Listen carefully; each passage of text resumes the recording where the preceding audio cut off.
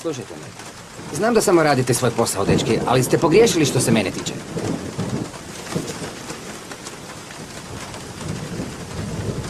Počne, pa stane, pa počne, pa stane, pa opet počne. Pozor svim jedinicama. Traži se maloljetnica koja je pobjegla od kuće. Ravne kose, mršave građe. Zadnje viđena u kratkim hlačama s cvjetnim uzorkom. Sivorozoj majici, džins, prsluku i smeđim čizmama. Hej, dečki, evo je, tamo je, to je ta djevojka, ona koju traže preko radija, evo je tamo, evo je, ona koja je pobjegla od kuće, pogledajte tamo, kladni se da je to ona, to je ta djevojka koju zovu Violeta, ja vam kažem. Možeš li, molim te, zašutiti na sekundu? Da, dobro. Ime maloljetnice je Violeta. Vidite, što je? Zašto me gledate tako? Idemo je pronaći. Hajde, uz ovu kišu i sve, vi ćete biti heroji. Gdje ste ju zatočili? medalje za hrabrost. Šta znate o njoj? Gdje sam je zatočio?